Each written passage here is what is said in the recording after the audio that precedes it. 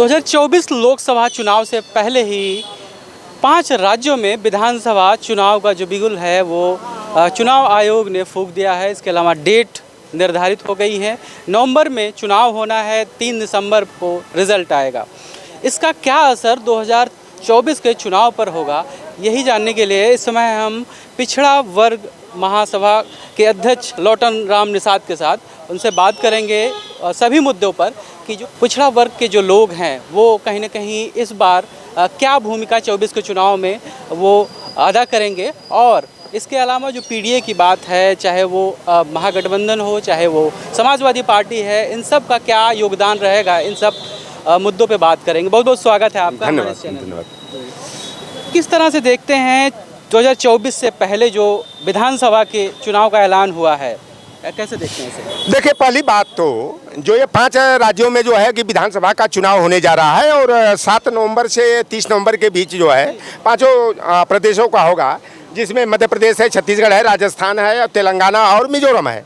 एक बात देख करके उनके अगर तिथियों को देखा जाए, यह चुनाव 1 या 2 तिथि में कराया जा सकता था, लेकिन जिस तरह के तिथियों का निर्धारण किया गया है और एक साथ 5 प्रदेशों की गणना 3 दिसंबर को निर्धारित की गई है, तो यह भारतीय जनता पार्टी कहीं न कहीं बौखलाई हुई है और अपनी हार को देख रही है। और हम लोगों को अंदेशा है कि भारतीय जनता पार्टी ईवीएम में फेरबदल करने के लिए इस तरह का ये उसका बहुत बड़ा यह षड्यंत्र है।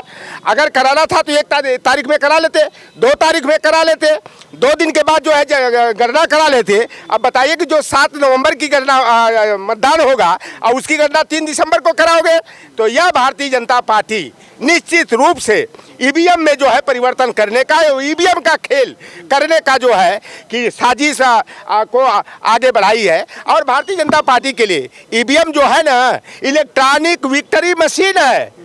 यह जो है कि उसके लिए जादुई एक मशीन है और इसलिए उसका यह दुरुपयोग करके जो है और अपना टेस्ट करना चाहते हैं। कर्नाटक में नहीं कर पाए दुरुपयोग। देखिए, अब ये कहीं नहीं कर पाएंगे, लेकिन ये जो इस तरह से लॉन्ग पीरियड जो रखे हुए हैं ना, वहाँ तो कर्नाटक का चुनाव हुआ, उसके बाद तुरंत मतगणना हो गई।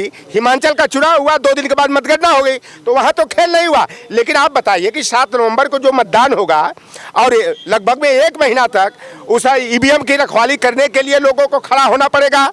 और यह ईवीएम जो बॉक्स है उसमें यह परिवर्तन करके यह गलत तरीके से जो है चुनाव जीतने का यह षड्यंत्र कर सकते हैं। और भारतीय जनता पार्टी पूरी तरह से, जब से अखिलेश यादव जी ने पीडीए को धरातल पर उतारा है और राहुल गांधी जी और मल्लिकार्जुन खड़गे ने जो है इंडिया गठबंधन जब से बनाया है, तो भारतीय जनता पार्टी के पैरों की जमीन खिसक गई है, उसके जहाज में बहुत बड़ा होल हो गया है। और भारतीय जनता पार्टी जो है एन केन प्रकारेण जो है यह चुनाव जीतने का षड्यंत्र कर रहे हैं। लेकिन हम लोगों को विश्वास है कि भारतीय जनता पार्टी किसी भी साजिश में अब सफल नहीं हो पाएगी। और बौखलाहट तो देखे कि उधर इंडिया बना तो इंडिया से इनको परहेज होने लगा, जो संविधान का गला घोटने का काम किया, संविधान में जो व्यवस्था है उसको उस पर उंगली उठाने का इन्होंने काम किया। ये संविधान को शपथ तो लेकर के सांसद और विधायक की शपथ लेते हैं, मंत्री की शपथ लेते हैं, प्रधानमंत्री पद की शपथ लेते हैं,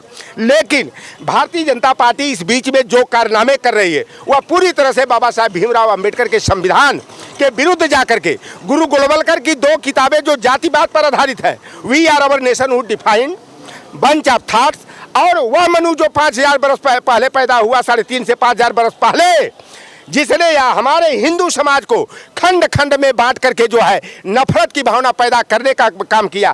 जाति व्यवस्था, वर्ण व्यवस्था और सोशल स्ट्रेटिफिकेशन, जाति स्त्रीकरण की जो व्यवस्था मनु ने किया, यह भारतीय जनता पार्टी वही मनुस्मृति के विधान को लागू करने का षड्यंत्र कर रही है। क्योंकि जो कारनामे हो रहे हैं, आप देवरिया से मूल्यांकन कर लेना। एक तरफ देवरिया में दुबे ने यादव की हत्या किया, यादव को खलनायक बना दिया गया, हत्यारे को महात्मा बना दिया गया। रामवीर विश्वकर्मा की, सत्यनारायण विश्वकर्मा की, मनोज शुक्ला और मोहन शुक्ला ने पीट कर दरिंदगी की हदें पार करते हुए मौत के घाट उतार दिया। वहाँ पर कोई घड़ियालू आंसू बहाने भी नहीं गया।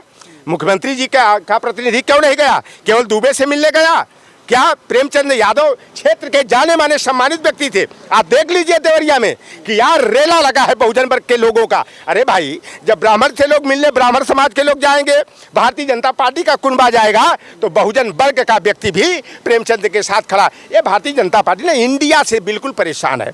और इनका अली बाबा 40 चोरों का जो गिरोह है ना, NDA non democratic alliance, national dealership of Adani, अब इसको धूल चटाया जाएगा। उसी तरह जैसे कर्नाटक और हिमाचल में जो है इनका 40-40 हेलीकॉप्टर उतर रहा था, अब उसको धराशायी कर दिया गया। तो 2024 का जो लोकसभा चुनाव है, भारतीय जनता पार्टी में भविष्यवाणी कर रहा हूँ, लिख लेना, फिर मिलना है आप।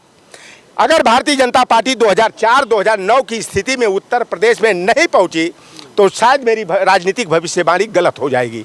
और मुझे पूरा विश्वास है कि दहाई का अंक भारतीय जनता पार्टी 2024 के चुनाव में उत्तर प्रदेश में नहीं चुन पाएगी और 120 से 135 सीट तक पूरे देश में एनडीए का गठबंधन 135 का आंकड़ा पार नहीं कर सकता है, क्योंकि इतनी हदें पार कर गए, संविधान के विरुद्ध काम कर रहे हैं, राष्ट्रपति की गरिमा को इन्होंने तार तार कर दिया, हमारे राष्ट्रीय प्रतीक अशोक स्तंभ को अपमानित किया कि G20 के कार्यक्रम में जो हमारा राष्ट्रीय प्रतीक है, उस थाली में जिसमें बकरा, गाय का मांस, सांड का मांस, आप देखें ना, बीफ परोसा गया होगा। भाई, विदेशी जो मेहमान आए तो हमारे राष्ट्रीय चिन्ह को अपमानित किया गया।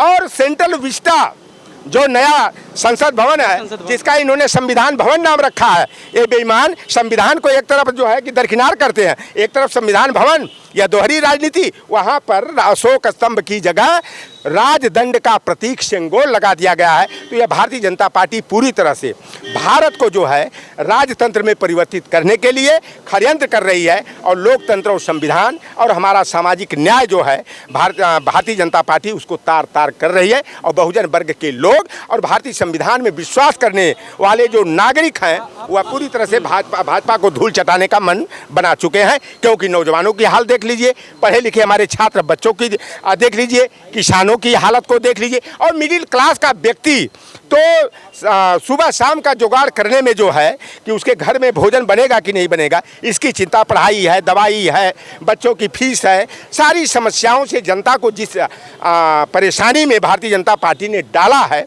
और जनता इनसे जल्दी मुक्ति चाहती है। बस इंतजार 2024 का है, एनडीए को हराएंगे और इंडिया की सरकार बनाएंगे। बिहार में जातिगत जो गणना का सर्वे भी सामने आया, जिसमें कहीं ना कहीं ओबीसी जो है वो 63% के आसपास पहुंच गई, जो सबसे ज़्यादा जो संख्या है।